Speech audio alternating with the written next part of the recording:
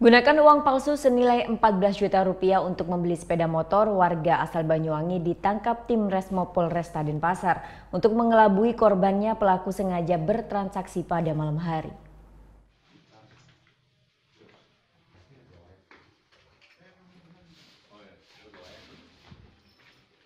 Mana kamu taruh nih? Mana kamu taruh? Hah? Uangnya lagi. Lah mana? Cara mana? Saya bawa sana saya. Coba.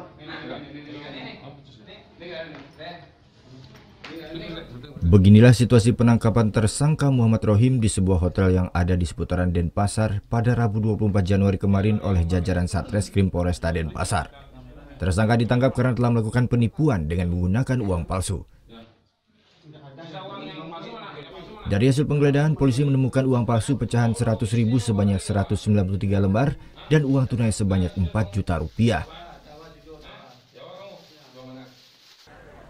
Tanggal 15 Januari lalu, tersangka yang tinggal di Banyuwangi ini datang ke Bali untuk membeli motor korban seharga 14 juta rupiah.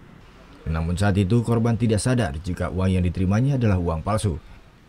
Setelah korban mengetahui bahwa uang yang diterimanya adalah uang palsu, korban akhirnya melaporkan kasus penipuan ini. Kebetulan dilaksanakan pada malam hari, ya, jam 19.00.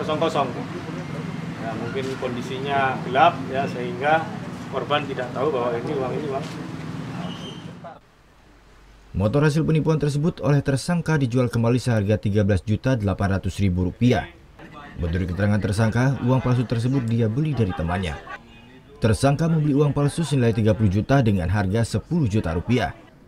Akibat perbuatannya, tersangka dijerat dengan pasal 378 KUHP dan Undang-Undang tentang uang palsu dengan ancaman 15 tahun penjara. Surya Sanjaya melaporkan untuk NET.